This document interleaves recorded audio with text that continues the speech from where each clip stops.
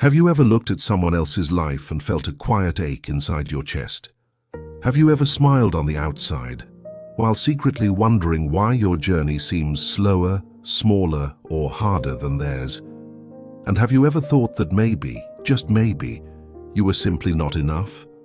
Comparing ourselves to others is one of the most silent and painful habits we carry. It does not shout, it whispers. It does not break us in a day. It slowly weakens us over time.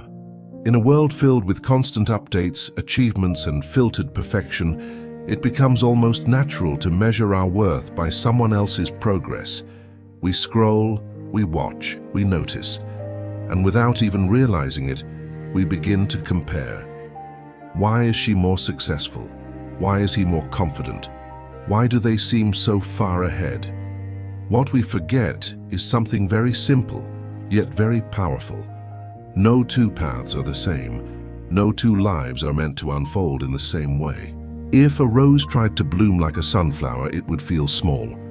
If a river tried to move like the ocean, it would feel weak. But the rose is beautiful because it is a rose. The river is strong because it flows as a river. This is the story of a young man named Caleb. Caleb lived in a quiet town surrounded by wide fields and long country roads. The town was not famous. It was not rich. It was simple. People there knew each other by name. They greeted each other in the mornings.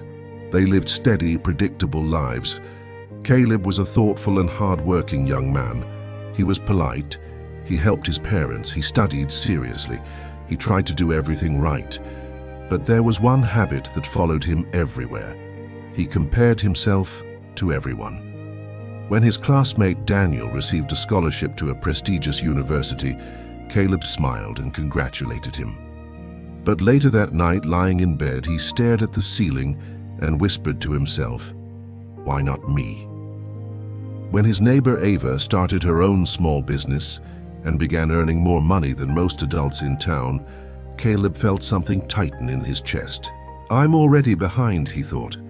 Even when he saw someone running faster, speaking better, or dressing more confidently, his mind would quietly repeat the same sentence.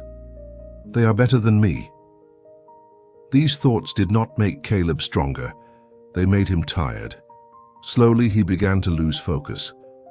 When he studied, his mind drifted to someone else's success. When he worked, he felt like it was never enough. When he achieved something small, he dismissed it quickly because someone else had achieved something bigger. Comparison stole his joy, it stole his peace, and worst of all, it stole his belief in himself. One afternoon, Caleb walked beyond the edge of town, where the fields opened into a large meadow. At the far end of the meadow stood an old wooden bench beneath a tall oak tree. An elderly man often sat there watching the horizon.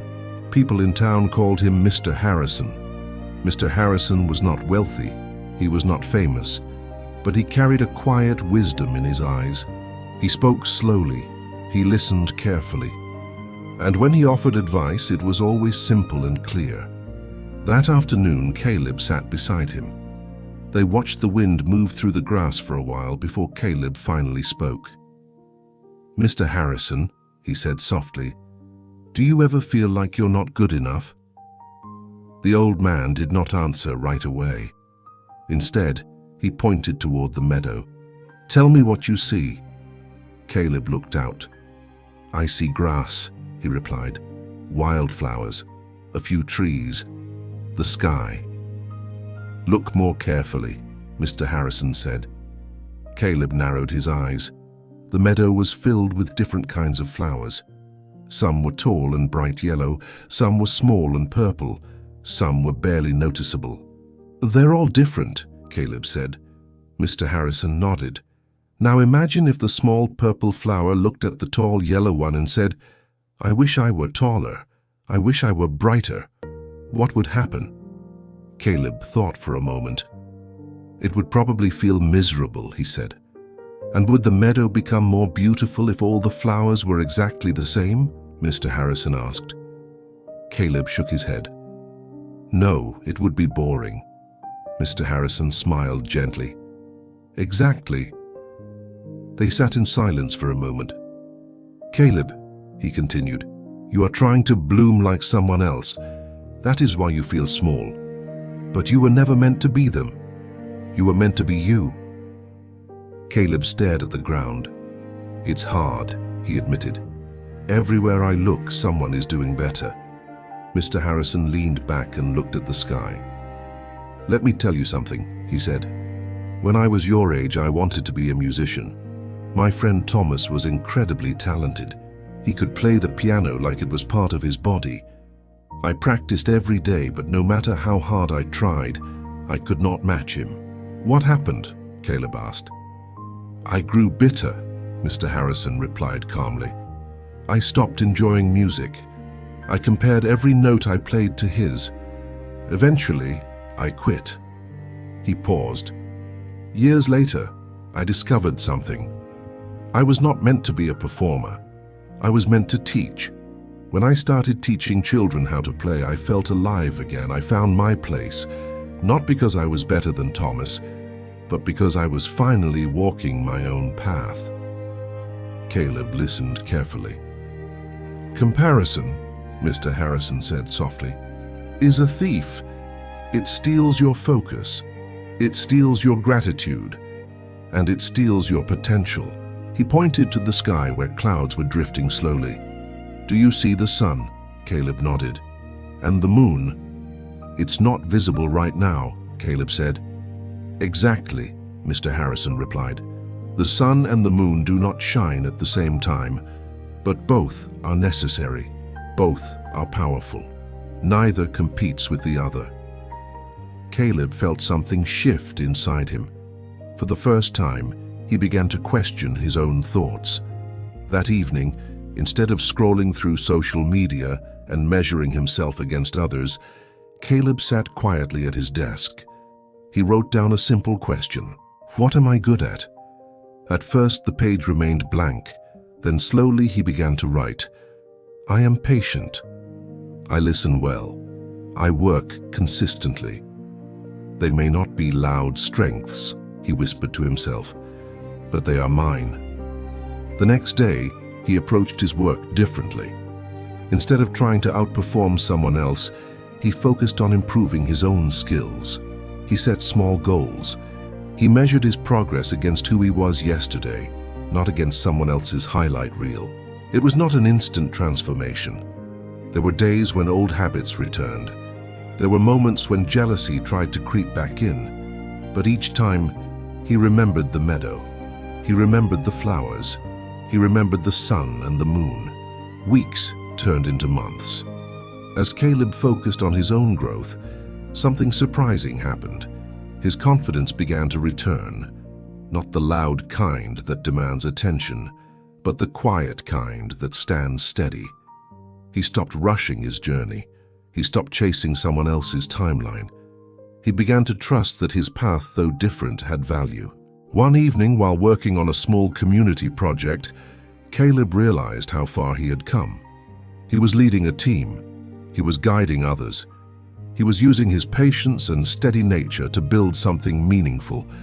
He was not the fastest. He was not the richest. He was not the most celebrated. But he was fulfilled. Years later, Caleb started his own organization dedicated to helping young people discover their strengths. He shared his story openly. He spoke about comparison, insecurity, and self-doubt. When someone asked him, "How did you become successful?" he would smile and say, "I stopped trying to become someone else." He often repeated a simple truth. If a river tries to be a mountain, it will always feel weak. But when it flows as a river, it can carve through stone. Life does not require you to outshine everyone. It asks you to shine in your own way. There will always be someone ahead of you in some area of life, and there will always be someone behind you. That is the nature of the world. But your value is not determined by your position in comparison to others. Your value is determined by how fully you embrace who you are. When you stop comparing, you begin creating. When you stop envying, you begin appreciating. When you stop measuring, you begin growing. Think about a forest. Not every tree grows at the same speed. Some reach the sky quickly, others grow slowly, building deep roots first. But the strength of the forest comes from its diversity, and the strength of humanity comes from individuals who dare to accept themselves. If you are feeling behind today, take a breath. If you are feeling small, pause for a moment. Ask yourself not, why am I not like them? Instead ask, what is my gift? What is my path? Real peace begins the moment you stop fighting your own nature. You were not designed to copy someone else's life. You were designed to live yours. Comparison may seem harmless at first, but it quietly drains your energy. It distracts you from your purpose. It convinces you that you are lacking, even when you are growing. Choose a different mindset. Choose progress over perfection. Choose gratitude over envy. Choose self-acceptance over self-criticism. And remember, the world does not need another version of someone else. It needs you, the real you, the imperfect, evolving, learning, growing you. When you walk your own path with courage, you inspire others to do the same. If this story touched your heart, take a moment to reflect on your own strengths.